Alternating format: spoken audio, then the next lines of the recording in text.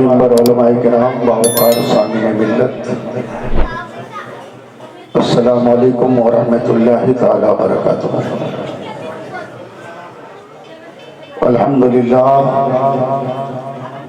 الحمدللہ والشاہنشاہ لا ملیک سوا فمن ادعى دونه فقد ضل وضل، وصلی اللہ تعالی علی سید العالم مالک الناس دیان العرب والعجم الذي ملك الارض ورقاب الامم وعلى آلہ وصحبہ وبارک وسلم، اما بعد اعوذ باللہ من الشیطان الرجیم، بسم اللہ الرحمن الرحیم، اتم الحج والعمرۃ للہ، صدق اللہ ذو الجلال والجلال، وبلغنا الرسول المختار من الشاہ۔ حضرات ٹھیک ہے،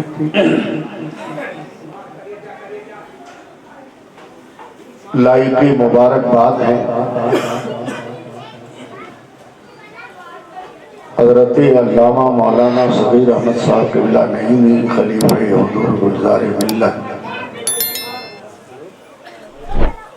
کہ وہ کل حرمین شریفین کی زیارت کے لیے عمرہ شریف کے لیے تشریف لے جا رہے ہیں، اور ہم سب اس بزم میں حاضر ہیں حضرت کو مبارکبادی دینے کے لیے اور حضرت کی حوصلہ افزائی کے لیے۔ آپ بڑے خوش وقت ہو کہ آپ کے خطیب و امام عمرہ کے لیے تشریف لے جا رہے ہیں۔ لوگ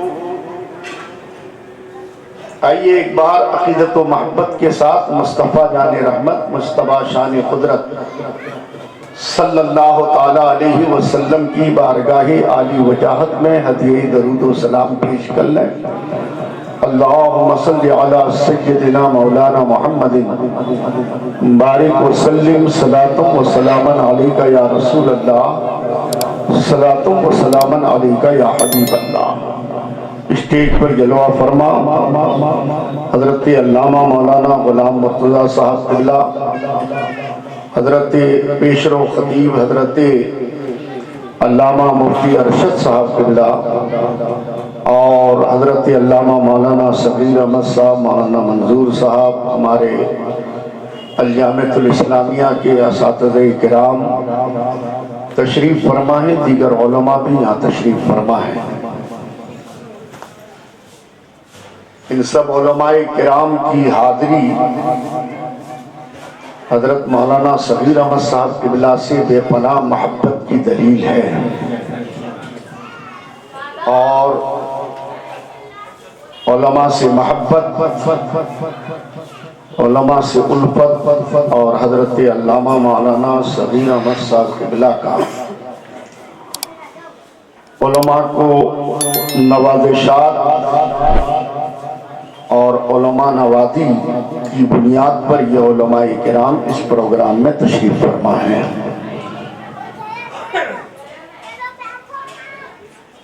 ایبانہ صحیح افضل مکہ ہی بڑا ظاہر، ہم عشق کے بندے ہیں جو بات بڑھائی ہے۔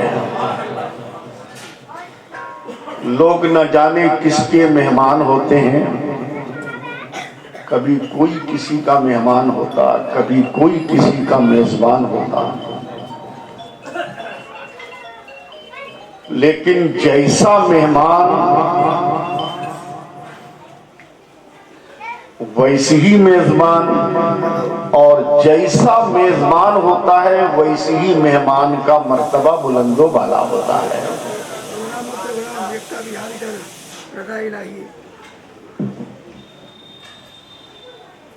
آج حضرت علامہ مولانا صغیر احمد صاحب قبلہ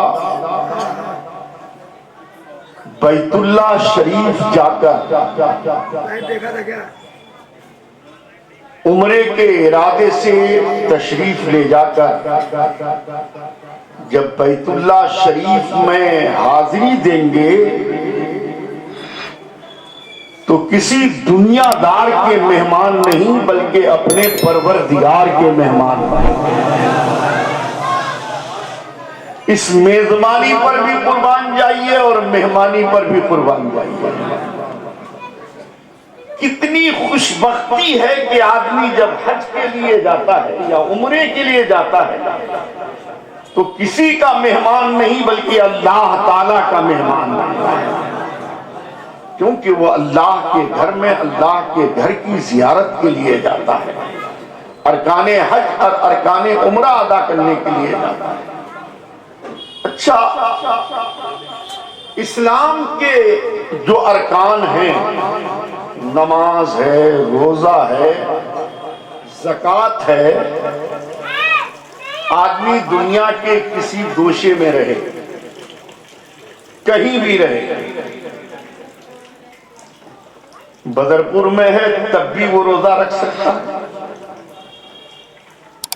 مراد آباد میں ہے تب بھی وہ زکوٰۃ دے سکتا ہے، ہندوستان یا دیگر ممالک کے کسی حصے کسی شہر میں ہے، وہ ارکان اسلام کو ادا کرے گا، ادا ہو جائے گا۔ نمازیں، فجر کا وقت آئے گا، اذان آئے کی صدا آئے گی، مؤذن حی علی الصلاۃ حی علی الفلاح کی صدا بلند کرے گا، نرم نرم بستر سے اٹھ کر، گرم گرم بستر سے اٹھ کر مسجد تک جائے گا، نماز ادا ہو جائے گی۔ مسجد الہی میں جا کر آپ نے رب کی بارگاہ میں امام کے پیچھے سجدہ کیا، آپ کی نماز ادا ہو گئی۔ آپ پر زکوٰۃ فرض ہے، وقت آیا، رمضان کا مہینہ آیا، آپ نے اپنے پیسے کی، اپنی دولت کی زکوٰۃ ادا کر دی، مستحقین کو دے دیا، مدارس اسلامیہ میں طلباء کرام کے لیے آپ نے اپنی زکوٰۃ کی رقم دے دی، آپ کی زکوٰۃ ادا ہو گئی۔ لیکن حج و عمرہ ایک ایسا حج، ایسا رکن اسلام ہے کہ دنیا کے کسی گوشے میں، کسی علاقے میں، کسی جگہ میں اگر کوئی ادا کرنا چاہے تو ادا نہیں ہوگا، اس کے لیے اللہ کے گھر میں جانا پڑے گا۔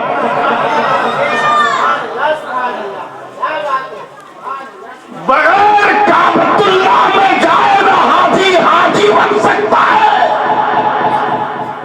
اور نہ معتمر عمرہ کرنے والا بن سکتا ہے۔ معتمر بننے کے لیے کعبۃ اللہ جانا پڑے گا، صفا مروہ کا چکر لگانا پڑے گا۔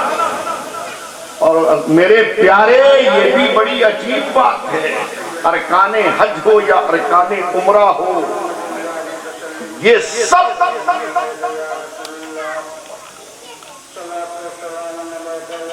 دو منٹ رک جائیے۔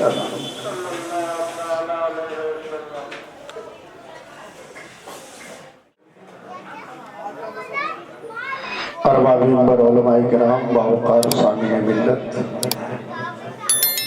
السلام علیکم ورحمۃ اللہ تعالی وبرکاتہ۔ الحمدللہ الحمدللہ والشاہ والشاہنشاہ، لا ملیک سوا، فمن ادعى دونه فقد ضل وضاع، وصلی اللہ تعالی علی سید العالم مالک الناس دیان العرب والعجم، الذي ملك الأرض ورقاب الأمم، وعلى آله وصحبه وبارك وسلم، أما بعد، فأعوذ بالله من الشيطان الرجيم، بسم الله الرحمن الرحيم، أتموا الحج والعمرة لله، صدق الله ذو الجلال والجاه، وبلغنا الرسول المختار من الشاء. حضرات ٹھیک ہے،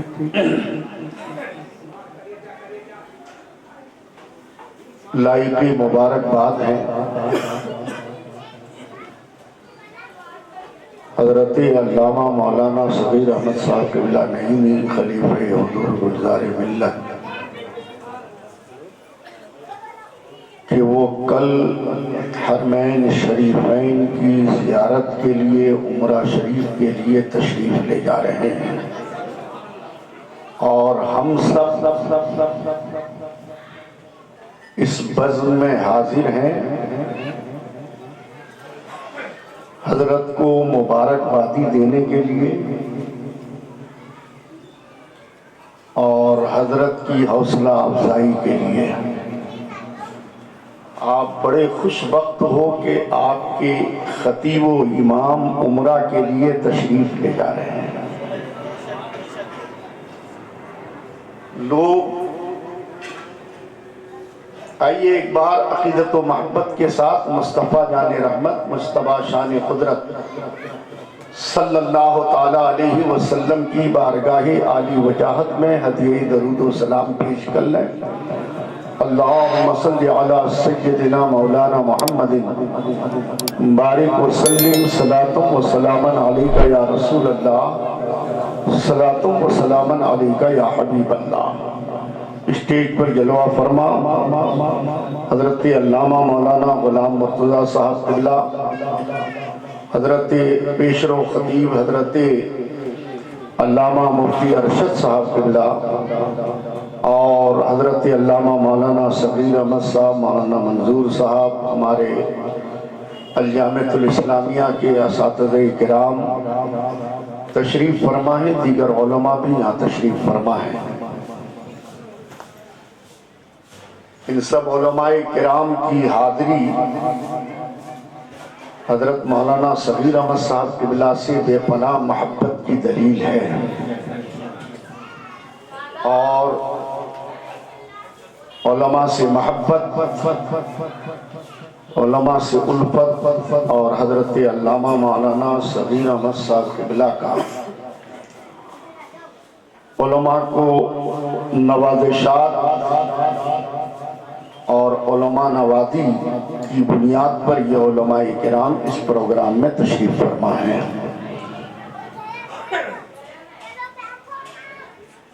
ایبانہ صحیح افضل مکہ ہی بڑا ظاہر، ہم عشق کے بندے نے کیوں بات بڑھائی ہے. لوگ نہ جانے کس کے مہمان ہوتے ہیں، کبھی کوئی کسی کا مہمان ہوتا، کبھی کوئی کسی کا میزبان ہوتا، لیکن جیسا مہمان ویسی ہی میزبان، اور جیسا میزبان ہوتا ہے ویسی ہی مہمان کا مرتبہ بلند و بالا ہوتا ہے.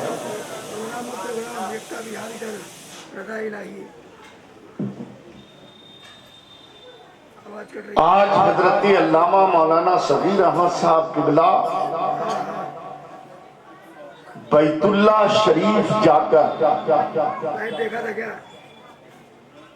عمرے کے ارادے سے تشریف لے جا کر جب بیت اللہ شریف میں حاضری دیں گے تو کسی دنیا دار کے مہمان نہیں بلکہ اپنے پروردگار کے مہمان بنیں.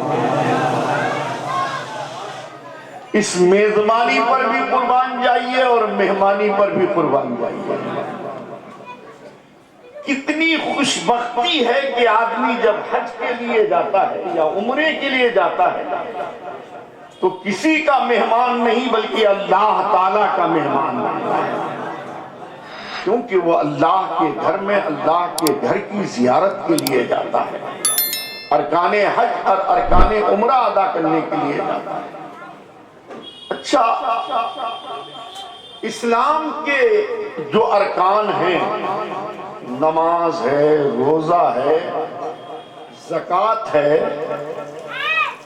آدمی دنیا کے کسی گوشے میں رہے، کہیں بھی رہے، بدرپور میں ہے تب بھی وہ روزہ رکھ سکتا ہے، مراد آباد میں ہے تب بھی وہ زکوٰۃ دے سکتا ہے، ہندوستان یا دیگر ممالک کے کسی حصے کسی شہر میں ہے، وہ ارکان اسلام کو ادا کرے گا، ادا ہو جائے گا۔ نمازیں فجر کا وقت آئے گا، اذان آئے کی صدا آئے گی، مؤذن حی علی الصلاۃ حی علی الفلاح کی صدا بلند کرے گا، نرم نرم بستر سے اٹھ کر، گرم گرم بستر سے اٹھ کر مسجد تک جائے گا، نماز ادا ہو جائے گی۔ مسجد الہی میں جا کر آپ نے رب کی بارگاہ میں امام کے پیچھے سجدہ کیا، آپ کی نماز ادا ہو گئی۔ آپ پر زکوٰۃ فرض ہے، وقت آیا، رمضان کا مہینہ آیا، آپ نے اپنے پیسے کی، اپنی دولت کی زکوٰۃ ادا کر دی، مستحقین کو دے دیا۔ مدارس اسلامیہ میں طلباء کرام کے لیے آپ نے اپنی زکوٰۃ کی رقم دے دی، آپ کی زکوٰۃ ادا ہو گئی۔ لیکن حج و عمرہ ایک ایسا حج، ایسا رکن اسلام ہے کہ دنیا کے کسی گوشے میں، کسی علاقے میں، کسی جگہ میں اگر کوئی ادا کرنا چاہے تو ادا نہیں ہوگا، اس کے لیے اللہ کے گھر میں جانا پڑے گا۔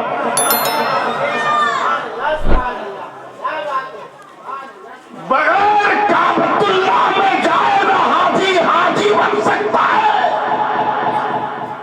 اور نہ معتمر عمرہ کرنے والا بن سکتا ہے۔ معتمر بننے کے لیے کعبۃ اللہ جانا پڑے گا، صفا مروہ کا چکر لگانا پڑے گا۔ اور میرے پیارے، یہ بھی بڑی عجیب بات ہے، ارکان حج ہو یا ارکان عمرہ ہو، یہ سب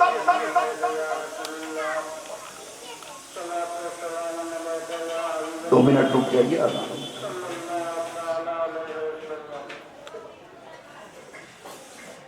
پڑھیے اللہم صلی علی سیدنا مولانا محمد بارک وسلم، صلاۃ و سلام علیک یا رسول اللہ، صلاۃ و سلام علیک یا حبیب اللہ۔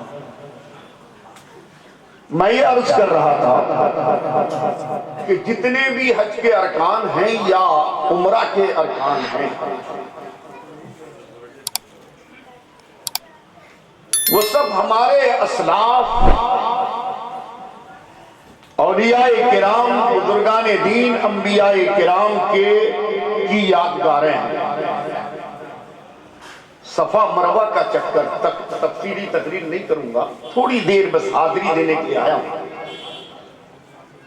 حضرت علامہ مولانا صغیر احمد صاحب قبلہ جب حضور گلزار ملت ان کو خلافت دے رہے تھے تو حضرت حضور گلزار ملت نے ارشاد فرمایا تھا کہ میں خلافت تو دے رہا ہوں، لیکن آپ کو مولانا سہیل احمد قادری کا داہنا بازو بن کے رہنا ہے۔ یہ فیضان علم کانفرنس کے اسٹیج پر حضور گلزار ملت کے الفاظ تھے کہ ہمیشہ آپ کو سہیل احمد قادری کا داہنا بازو بن کے رہنا ہے۔ اور جب سے حضرت نے یہ فرمایا ہے، علامہ صغیر احمد صاحب قبلہ نعیمی دامت برکاتہ القدسیہ مکمل طور پر میرا دست و بازو بننے کا کام کر رہے ہیں۔ میں الجامعۃ الاسلامیہ یا جامعہ فاطمۃ الزہرا کے اخراجات کو یا اس کے نظام کو چلانے کی سکت اور اس کے اخراجات کے انتظام کا بہت سارا موقع ایسا آتا ہے کہ علامہ صغیر احمد صاحب اللہ کا بھرپور تعاون میرے ساتھ رہتا ہے۔ میرے ساتھ وہ آپ کے دروازے تک جاتے ہیں، آپ کو کہتے ہیں کہ دلی کا ایک واحد ادارہ ہے جہاں اس وقت الجامعۃ الاسلامیہ میں بھی فضیلت تک کی تعلیم ہے، اور جامعہ فاطمۃ الزہرا میں بھی کنیزان فاطمہ کے لیے فضیلت تک کی بہت اچھی تعلیم دی جا رہی ہے۔ تقریباً دونوں مدرسے سے 200 بچے اور بچیاں ہاسٹل میں ہیں، 18-19 دونوں مدرسے سے اسٹاف ہیں۔ ان علماء کی نوازشات اور ان کا تعاون کا نتیجہ ہے کہ ہم تنے تنہا ان علماء کے سپورٹ اور تعاون سے اتنا بڑا کام کر پائے۔ حضرات، یہ سب اسلاف کی یادگار ہے۔ کسی ضرورت کے تحت حضرت ہاجرہ کو صفا سے مروہ، مروہ سے صفا چکر لگانا، وہ ضرورت تھی حضرت اسماعیل کی پیاس۔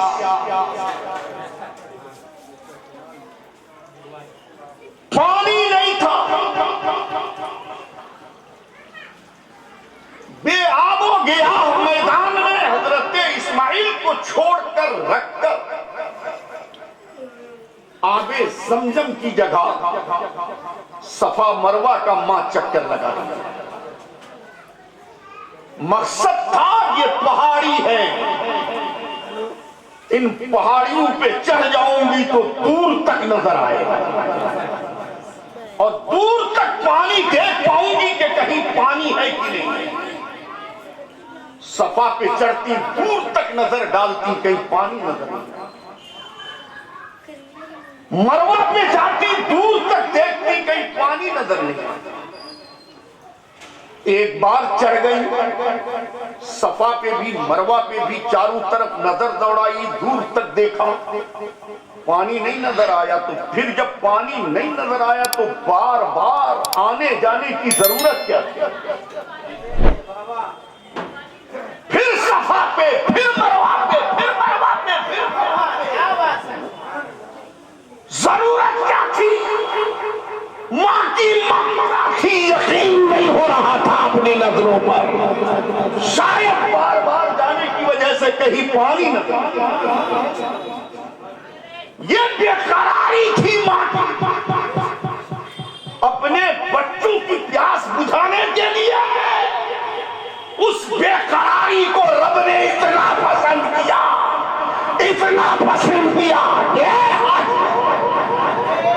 جب کعبۃ اللہ میں حج کے لیے آؤ گے، اے معتمرو، اے عمرہ کرنے والوں، جب میرے گھر پہ آؤ گے میری بندی ہاجرہ کی سنت ادا کرنی پڑے گی، تب حج پورا ہوگا، تب عمرہ پورا ہوگا۔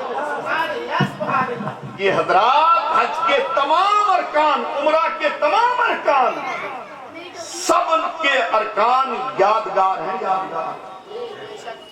کل ان کی ادا تھی، آج وہ ہم پر واجب و فرض ہے۔ بغیر اس کے حج ہوگا ہی نہیں، بغیر اس کے عمرہ ہوگا ہی نہیں۔ ان کی ضرورت تھی، آج ضرورت بھی نہیں ہے، لیکن چکر لگانا ہے، پھیرے لگانے ہیں، طواف کرنا ہے، رمیہ جماع کرنا ہے۔ یہ ان کی عادت تھی۔ اللہ کو ان بزرگوں کی، اسلاف کی، انبیاء کرام کی، نیک بندیوں کی ادا اتنی پسند آئی، اتنی پسند آئی کہ قیامت تک کے ہر حاجی اور ہر عمرہ کرنے والے کے لیے فرض قرار دیا۔ معلوم ہوا بزرگوں کی ادائیں، بزرگوں کی یادگار، رب نے حکم دے دیا ہے کہ یادگاریں مٹائی نہیں جائیں گی بلکہ باقی رکھی جائیں گی، اور یادگاریں مٹائی نہیں جاتی۔ جو قوم اسلاف کی یادگار کو بھلا دیتی ہے وہ قوم برباد ہو جاتی ہے۔ اس لیے ہم اسلاف کی یادگار کو بھلاتے نہیں۔ کبھی اجمیر معلیٰ جاتے ہیں، خواجہ خواجگاں کے عرس پر، کبھی سرکار محبوب الہی کی بارگاہ میں جاتے ہیں، قطب الاقطاب کی بارگاہ میں جاتے ہیں، کبھی بریلی شریف عرس رضوی میں جاتے ہیں، کبھی عرس حضور تاج الشریعہ میں جاتے ہیں، تاکہ ہم بزرگوں کی یادگار کو بھلانے والے لوگ نہیں ہیں، بزرگوں کی یادگار کو زندہ رکھنے والے۔ حضرات حدیث پاک میں آیا ہے،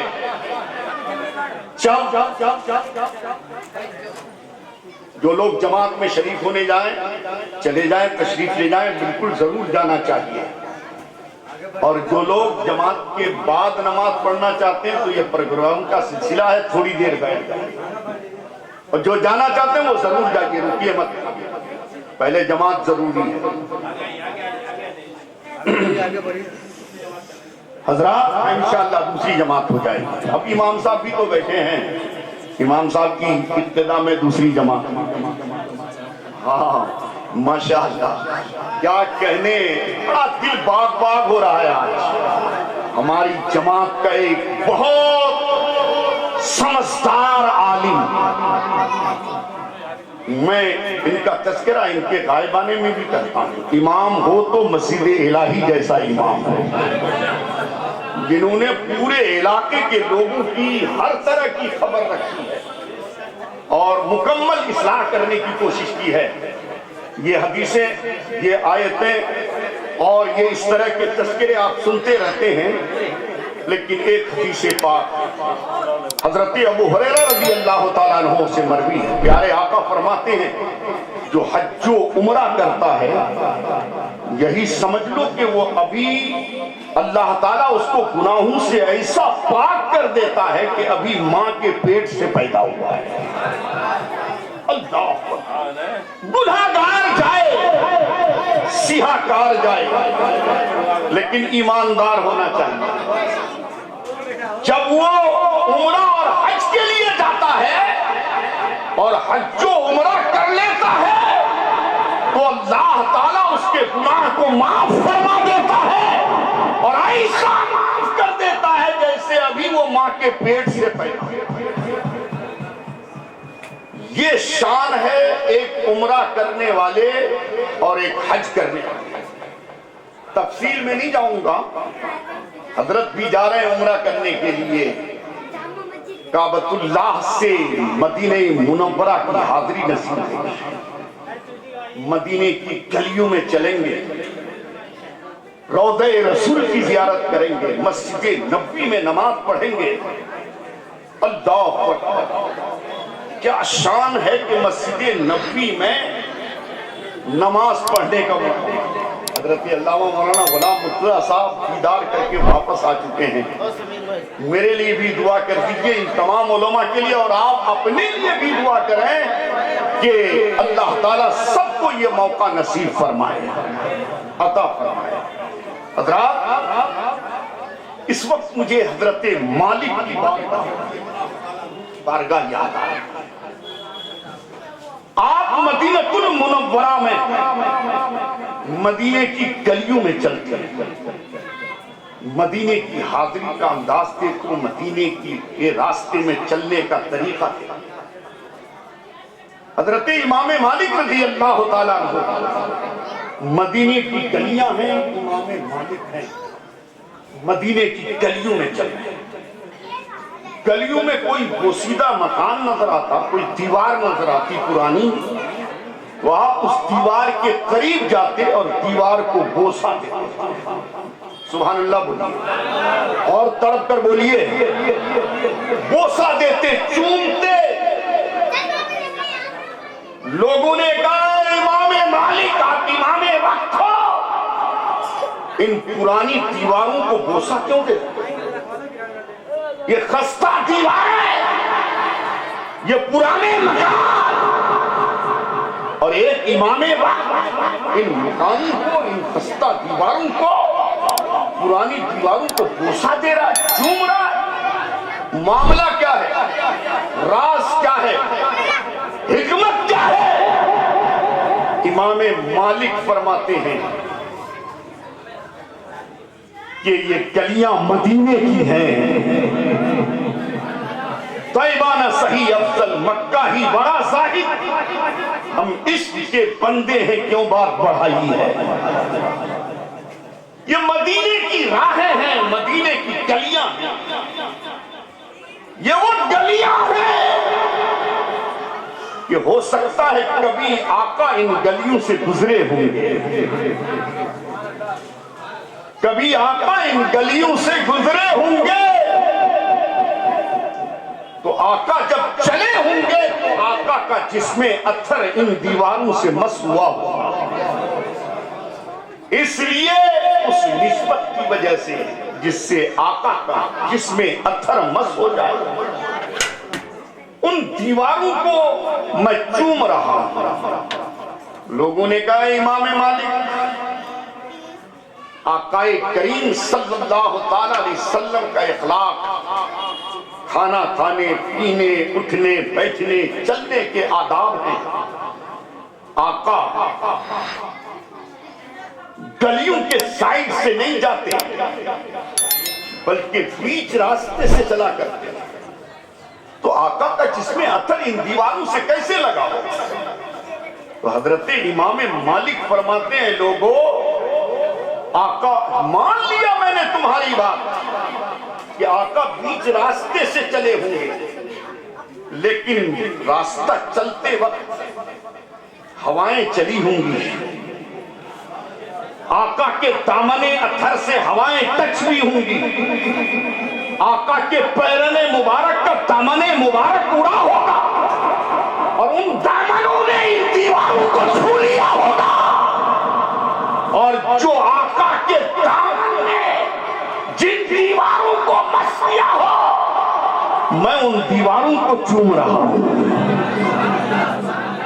لوگوں نے کہا یہ کوئی ضروری نہیں کہ آقا جب چلے ہوں گے تو ہوائیں چلی ہوں گی، اور آقا کے کرتے مبارک جبے مبارک کا دامن اڑا ہوگا اور دیواروں سے لگا ہوگا، کوئی ضروری نہیں۔ تو حضرت امام مالک فرماتے عشق دیکھو، مدینے میں چائے تو اسی عشق کے ساتھ ہر جانے والا جائے، اے عشق تیرے صدقے چلنے سے چھوٹے سستے، جو آگ بجھا دے گی وہ آگ لگائی ہے۔ اسی عشق کے ساتھ مدینے میں جانا چاہیے، وہاں دیکھنے گھومنے پھرنے تجارت کی نیت سے کوئی نہ جائے، عشق رسول سینے میں لے کر۔ عشق دیکھو امام مالک کا، عاشق جب مدینے میں جاتا ہے، آقا کے دربار میں جاتا ہے تو عشق کا عالم یہ ہوتا ہے۔ امام مالک نے کہا مان لی میں نے تمہاری بات، ہوا نہیں چلی ہوگی آقا کے گزرتے وقت، دامن نہیں اڑے ہوں گے، ان دیواروں سے ٹچ نہیں ہوئے، تو آقا جب چل رہے تھے تو آقا کی نگاہیں ان دیواروں پر پڑی ہوئی، تڑپ کے بولو اور محبت سے بولو اور عقیدت سے بولو، جہاں جہاں آقا کی نسبت ہے ہم ان نسبتوں کا احترام کرتے ہیں۔ حضرات ذرا تصور کرو، عشق امام مالک دیکھو آقا کی ذات، اللہ اکبر، مان لی تمہاری بات، آقا کے دامن ٹچ نہیں ہوئے ہوں گے، آقا کا جسم اطہر ٹچ نہیں ہوا ہوگا، لیکن ہو سکتا ہے کہ آقا کی نگاہ ان دیواروں پر تو ضرور پڑی ہوگی۔ لوگوں نے کہا امام مالک، آقا جب چلتے تھے تو نظریں نیچی ہوتی، اٹھتی نہیں تھی، آقا کے بازار جانے کا بھی بڑا عجیب معاملہ تھا، آقا بلا ضرورت بازار تشریف نہیں لے جاتے، ضرورت کے تحت بازار تشریف لے جاتے اور نظریں نیچی ہوتی اور ضرورت پوری کر کے کاشان نبوت میں تشریف لاتے۔ یہ آقا کی سیرت ہے، بازار جانے کا، راستے سے چلنے کی سیرت طیبہ، سنت طیبہ یہی ہے۔ آقا کی نظریں نیچی ہوتی، لیکن آج ہم بازار جاتے ہیں، بڑا عجیب معاملہ، بازار جانے کا نہ ڈھنگ ہے، نہ خرید و فروخت کا ڈھنگ ہے، نہ چلنے کا ڈھنگ ہے، اس کو ٹھوکر لگی اس کو ٹھوکر لگی اور ذرا سی ٹھوکر بھی لگ گئی تو جھگڑا شروع۔ یہ تو بازار کے جھگڑے ہیں، کسی کا مال پہلے بک گیا تب جھگڑا، کسی کی دکان نہیں چل رہی ہے تب جھگڑا، پڑوسی کی زیادہ چل رہی ہے تب جھگڑا۔ یہ بازار کے جھگڑے ہیں، گھر کے جھگڑے بھی ہمارے کم نہیں ہیں۔ دن بھر یار دوستوں میں گھوما، شام کو گھر لوٹا، محترمہ نے چاول کی پلیٹ ادب سے آگے بڑھائی، پہلا نوالا لیا، اس نے اتفاق چھوٹا سا پتھر کا ٹکڑا آ گیا، تو تڑپ کر کہتا خدا نے تمہیں دو دو آنکھیں دی ہیں، ایک پتھر کا ٹکڑا نہیں چن سکتی؟ ہماری ماں بہنیں بھی کم تھوڑی ہوتی، پلٹ کر جواب دیتی خدا نے آپ کو دو دو ہاتھ دیے ہیں، ایک پتھر کا ٹکڑا ہٹا کر نہیں کھا سکتے؟ یہ بلا وجہ کے جھگڑے ہیں، گھر کے جھگڑے بلا وجہ کے ہیں، عورت جھگڑنے کی چیز نہیں، محبت و پیار کی چیز ہے، ڈانٹ پھٹکار کی چیز نہیں، محبت کی چیز ہے۔ اور جتنی محبت کرو گے اتنی خدمت کرو گے۔ محبت کر کے تجھے محبت نہیں کرتے ہو تو بات بگڑتی ہے، تم بولنے میں آگے ہو تو وہ تم سے اور کئی گنا آگے ہے، بات بگڑتی کہاں سے کہاں پہنچ جاتی ہے۔ اگر آج ہم سبھی کی سنت کو ادا کر لیں، بازار جائیں، نظریں نیچی ہو، ضرورت پوری کر کے گھر لوٹ جائیں، تو قسم خدا کی پوری دنیا میں اور ان کی عزت و عصمت کی اپنے آپ حفاظت ہو جائے گی۔ اور ان کی عزت و عصمت کی حفاظت کے لیے کٹھور قانون بنانے کی ضرورت نہیں ہے، نبی کی سیرت کو عام کر دو، اپنے آپ اور ان کی عزت و عصمت کی حفاظت ہو جائے گی۔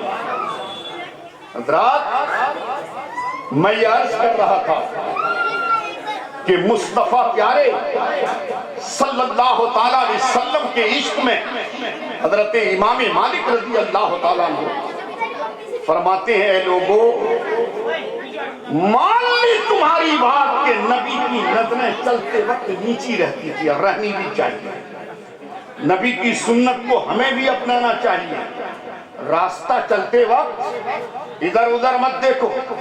اور آج کل عجیب حال ہے ہمارے نوجوان بچوں کا اور بچیوں کا، ادھر ادھر دیکھنا تو بہت دور کی بات ہے، موبائل کان پہ اور راستہ چلتے ہیں، موبائل پہ بالکل مست ہو جاتے ہیں، نہیں دیکھتے آگے کیا آ رہا پیچھے کیا آ رہا، ایکسیڈنٹ ہوتے، جان کو خطرہ ہوتا، حادثہ ہوتا۔ نبی کی سیرت چلتے وقت بناؤ، نبی کی نظریں نیچی ہوتی تھی، نبی جب چلتے تو نظریں جھکی ہوئی۔ لوگوں نے کہا ہے امام مالک، یہ آپ کی بات کیسے مانی جائے گی کہ نبی نے ان دیواروں پہ نظر ڈالی ہے؟ نہیں، نبی کی عادت شریفہ تو یہ تھی کہ جب آپ چلتے تو نظریں جھکی ہوئی رہتی۔ ارے امام مالک کا عشق دیکھو، امام مالک فرماتے ہیں اے لوگوں مان لیا، نبی چلتے وقت اپنی نظریں نیچی رکھتے تھے، اس لیے ان دیواروں پر نبی کی نظر نہیں پڑی تھی، لیکن نبی نے ان دیواروں کو نہیں دیکھا تھا، مگر ان دیواروں نے نبی کو چلتے ہوئے تو دیکھا تھا۔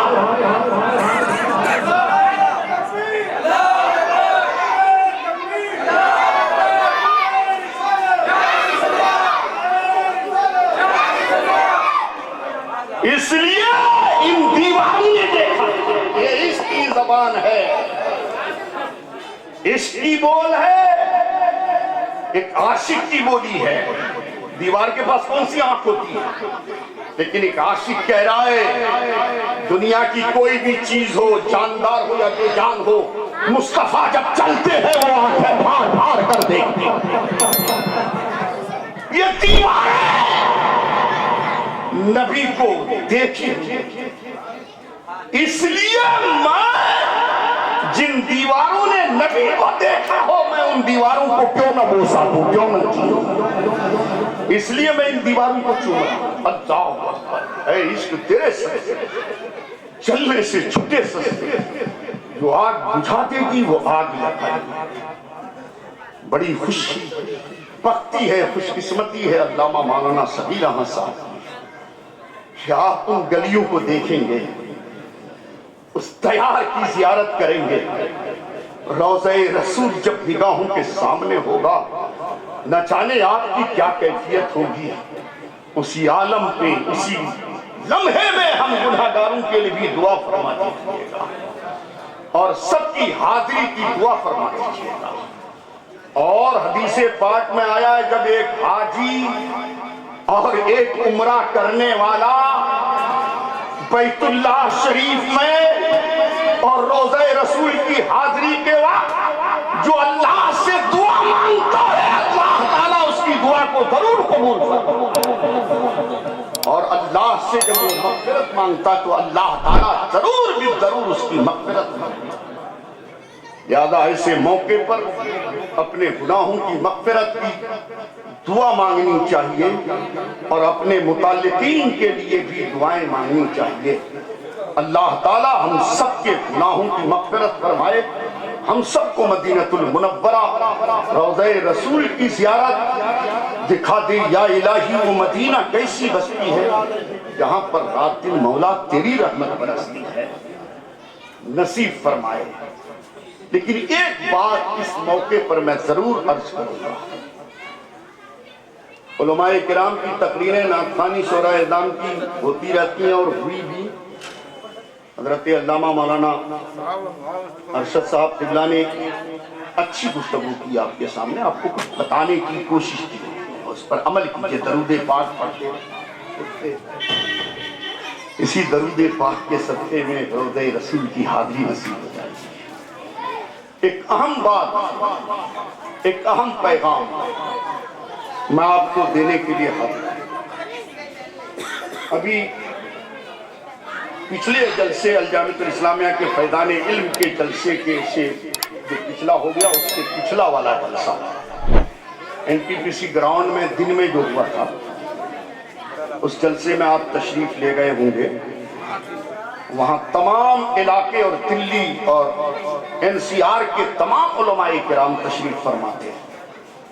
اس وقت تمام علماء کرام کی طرف سے علامہ غلام رسول بلیابی صاحب نے یہ اعلان کیا تھا کہ تحریک بیداری کے بینر تلے آج ہم سب عہد کریں اور وعدہ کریں کہ کچھ تجاویزات تھیں اس میں ایک اہم تجویز جو تھا وہ یہ تھا کہ ہم اپنی بچیوں یا بچوں کی شادی میں فضول خرچ نہیں کریں اور نہ باجا تاشا ڈھول تاشے کا انتظام کریں۔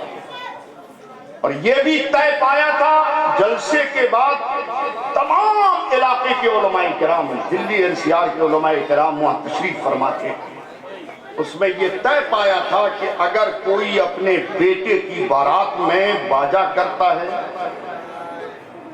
تو اس کا نکاح ہم علماء کرام نہیں پڑھائیں گے، یہ طے ہوا تھا۔ لہذا بیچ میں کچھ اس طرف توجہ کم دی گئی اور لوگ کبھی کبھی مانتے نہیں ہیں، امام کی بات نہیں مانتے۔ بیٹا پیدا ہو تو اذان دینے کے لیے امام صاحب، عقیقہ کرنا ہو تو بکرا ذبح کرنے کے لیے ہاتھ ڈالیں گے امام صاحب، بیٹے کی تعلیم، نماز روزہ سکھانا ہو، کلمہ سکھانا ہو، مسجد کے امام صاحب، شادی میں نکاح پڑھانا ہو، کروڑوں خرچ کر دو، اگر امام صاحب نکاح نہیں پڑھائیں گے تو سارا بیکار۔ امام صاحب انتقال ہو جائے تو جنازے کے لیے امام صاحب، ساری باتوں میں رشتہ ڈھونڈوانا ہو تو امام صاحب، طے کروانا ہو تو امام صاحب، لال خط لکھوانا ہو تو امام صاحب، ہر کام پہ مولانا صاحب۔ اور ایک بات امام صاحب نے کہہ دی کہ بارات میں باجا نہیں ہوگا تو آپ ماننے کے لیے تیار نہیں۔ لہذا اس پہ تمام علماء کرام نے، ابھی پیچھے مولانا غلام مرتضیٰ صاحب کے گھر پہ میٹنگ تھی تمام علماء کرام کی، وہاں بھی طے پایا ہے کہ اگر آپ اپنے بیٹے کی بارات میں واہیات و خرافات بری رسموں کو رواج دو گے، علماء کرام کی شرکت نہیں ہوگی، نہ نکاح پڑھائیں گے۔ اس کو آپ سن لیجیے اچھی طرح سے، اور انشاءاللہ اس کو اور فروغ دینے کے لیے ہم لوگ کوشاں ہیں۔ کسی کی بارات کو ہم لوگ ایکسپٹ نہیں کریں گے جس میں باجا ہو، کوئی بھی نکاح نہیں پڑھائے گا، اور کہیں دوسری جگہ سے ڈھونڈ کے لاؤ گے نا تو اس کو بھی پڑھانے نہیں دیا جائے گا۔ یہ بھی سن لو، کہیں سوچو کہ امام صاحب نہیں پڑھا رہے ہیں تو کہیں اور سے لے آئیں گے، نہیں پڑھانے دیا جائے گا۔ خبر ملے گی آپ کو سمجھانے کی کوشش کی جائے گی، روکنے کی کوشش کی جائے گی، توبہ کرایا جائے گا آپ سے۔ اس لیے تمام ائمہ کی ہر محلے میں، ہر کالونی میں یہ ذمہ داری ہے وہ اس پر نظر رکھے، اگر کوئی ایسی حرکت کرتا انہیں روکیں اور اسے ہرگز یہ کرنے نہ دیں۔ اگر وہ آپ سے نکاح نہیں بھی پڑھوانا چاہ رہا ہے تو آپ منع کر دیجیے، ٹھیک ہے نہیں پڑھوا رہا ہے تو مت پڑھوائیے۔ رزق کا مالک علماء کرام کا اللہ تعالیٰ ہے، سب کا مالک اللہ تعالیٰ ہے، اس لیے اس پر توجہ دیجیے گا۔ انشاءاللہ اس پہ بہت مکمل طور پر ہم اپنے پورے علاقے میں کنٹرول کریں گے۔ کتنا اچھا ہوگا کہ جو 70-60 ہزار میں ڈی جے کرتے ہو، باجا کرتے ہو، اس پیسے کو روک کر اس کام میں خرچ نہ کر کے، اس واہیات بری چیز میں خرچ نہ کر کے اسی پیسے سے عمرہ کر لو، کتنا اچھا۔